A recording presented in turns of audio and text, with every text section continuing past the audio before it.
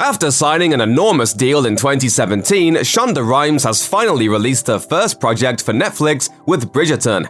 Adapted from Julia Quinn's novels, Bridgerton is a soapy, steamy spectacle set in Regency-era London's high society. Here's everything you might not have known about one of 2020's biggest hits. But before we get going, there's some big-time spoilers coming up, so if you haven't watched Season 1 yet, just save this video and come back to it later. We'll be waiting for you.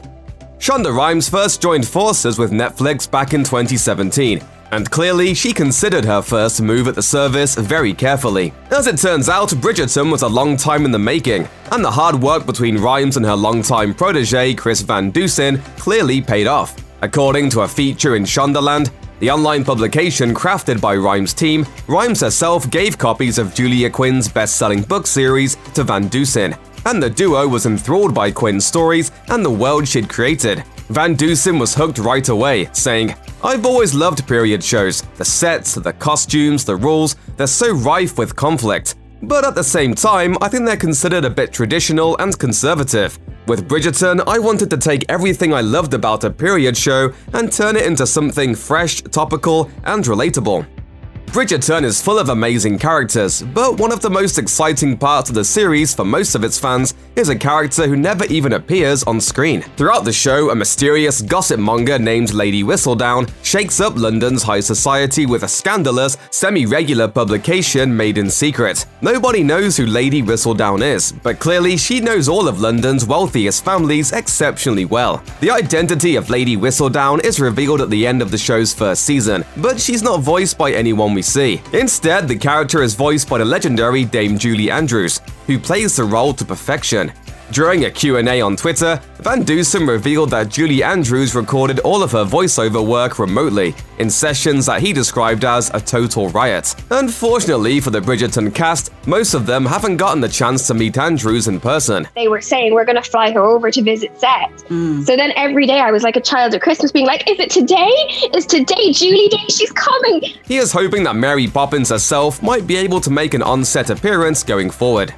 Bridgerton might look like a breezy, glamorous good time for everybody involved, but as it turns out, creating that world took a ton of work. In an interview with Harper's Bazaar, Phoebe Denover, who plays the Bridgerton family diamond Daphne, revealed that the cast attended a boot camp to learn about every facet of Regency-era life. After getting cast in 2019, Denover and Regé-Jean Page, who plays Simon, the Duke of Hastings, and Daphne's eventual husband, were thrown directly into the fray. The two went through 6 weeks of costume fittings and training for their leading roles, with lessons in horse riding, piano, and etiquette on their busy schedules. Denover and Page definitely seem right at home in their roles as Daphne and Simon, but a lot of work went into making their characters feel like real people and not just fancy costumes.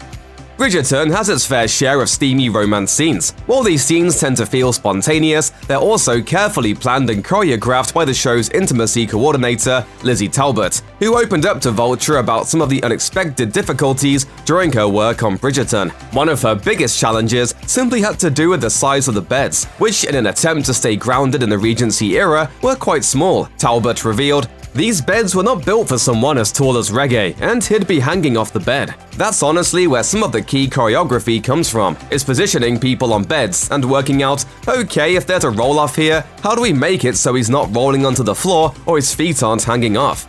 As Bridgerton's first season draws to a close, the series revealed a huge secret, specifically the real identity of Lady Whistledown. Despite Eloise Bridgerton's best efforts to unmask the gossip monger, only viewers know that meek, sweet Penelope Featherington, Eloise's close friend and the frequently overlooked daughter of the wealthy Featheringtons, is responsible for Lady Whistledown's missives. In an interview with Entertainment Weekly, Coughlin revealed that she had some advance notice for this twist. While pursuing online fan forums centered on the books, she discovered that Penelope was Lady Whistledown, and confirmed that that plotline would be kept intact in the show. She said, "For me to know, that was really important because it changes everything about her. It means that she's this crazy active listener all the time. She's the most low-status character in any room, but she's the most high-status as well. Like she controls all of London society while being looked down on as this total wallflower. It's hugely informed how I played the part."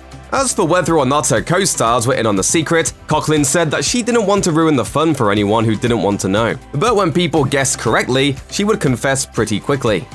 Bridgerton's first season ends with one huge question. What's happened to Mr. Bridgerton? Violet frequently references her husband, and it's clear that the two shared a loving relationship and enjoyed a happy marriage before his death. However, the first season finale's very last moments may contain not just a huge clue about Mr. Bridgerton, but also what could be coming up next on Bridgerton. As Simon and Daphne bask in their shared glow after Daphne gives birth to their first as yet unnamed child, the camera pans to their mansion's windowsill, where a bumblebee takes flight. The bumblebee seems to be a direct reference to one of Quinn's books, The Viscount Who Loved Me, where readers discover that Mr. Bridgerton's death was caused by a fatal allergic reaction after a bee sting, making his oldest son, Anthony, the new Viscount with brand new responsibilities. While Mr. Bridgerton's cause of death isn't in the first season, Anthony's reluctance to lead the Bridgerton family plays a huge role. So perhaps this bee indicates that Anthony will take center stage going forward. Whether or not Van Dusen folds this plotline into future seasons of Bridgerton remains to be seen, but book fans likely knew exactly what that bumblebee meant.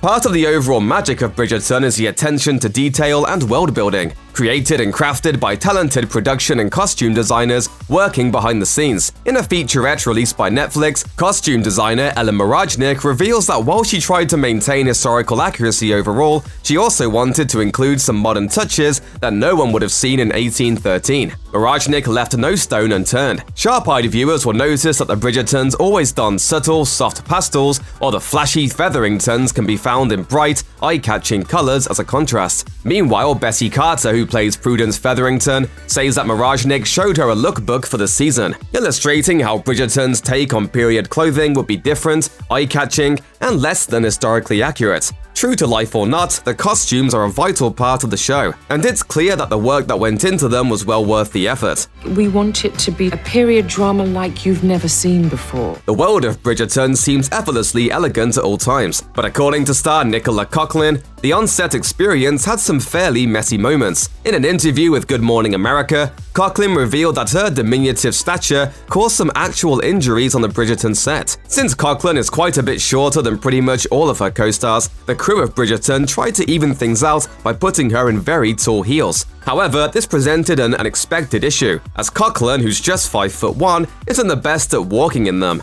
and fell over no less than 3 times on her first day at work. The heels ended up having some pretty dire consequences, and according to Coughlan, they didn't stick around very long.